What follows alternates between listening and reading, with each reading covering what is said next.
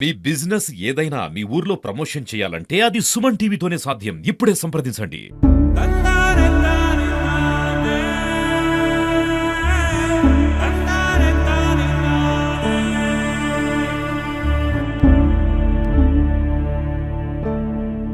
దేవుడు ఆడే ఆటలో ఆ కుటుంబం ఓడిపోయింది.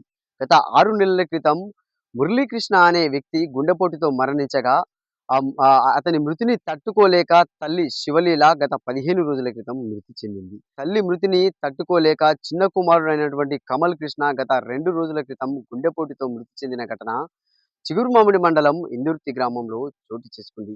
కుటుంబం అంతా మృతి చెందడంతో అక్కడ ఈ గ్రామంలో ఇందుర్తి గ్రామంలో విషాద ఛాయలు అలుముకున్నాయి.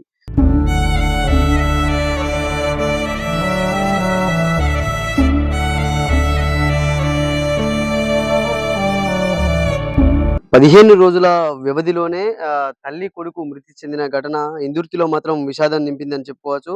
ఆహ్, 6 నెలల క్రితము పెద్ద కుమారుడు చనిపోవడం జరిగింది.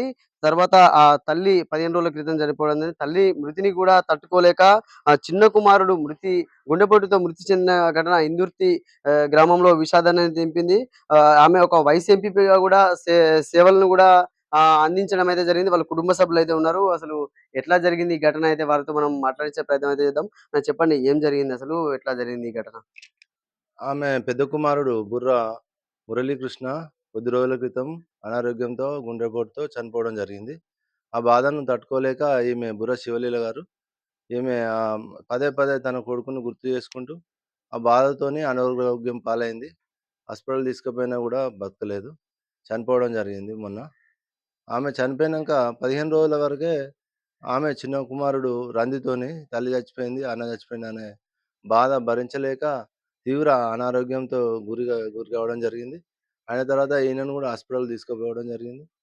ఆయన కూడా తట్టుకోలేక నిన్న గుండెపోటుతో మరణించడం జరిగింది.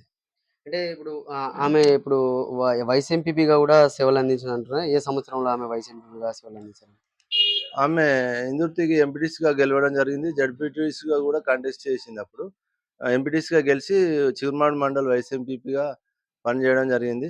మరియు మార్కెట్ కమిటీ డైరెక్టర్ కూడా హుస్నాబాద్ చేయడం జరిగింది. ఇంకా అనేక కార్యక్రమాలు స్త్రీల కోసం గానీ, ఉద్యమాలు చేయడం జరిగింది. రాష్ట్ర స్థాయిలో కూడా ఈమె మహిళా సమైక్య అధ్యక్షురాలుగా కూడా పనిచేయడం జరిగింది. సామాజిక కార్యక్రమాలు మరియు స్త్రీల కోసం గానీ, సమాజంలో జరుగుతున్న అనేక సమస్యల మీద పోరాటం గత 25 సంవత్సరాలుగా చేసిందామె.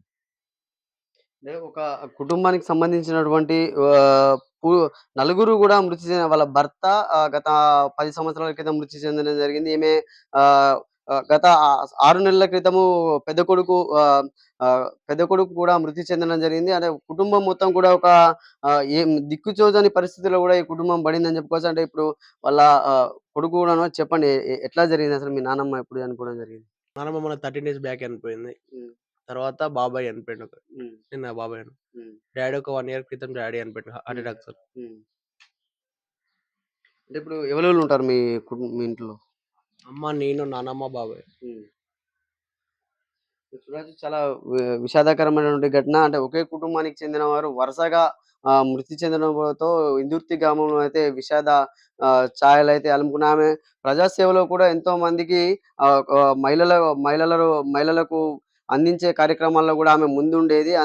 ప్రజాసేవలో గూడా ఆమె ముందుండేదని గూడా ఇక్కడ కుటుంబ సభ్యులు చెప్తున్న పరిస్థితి ఉంది. కెమెరామెన్ జగదీష్‌తో సతీష్, సుమన్ టీవీ, సిద్దిపేట.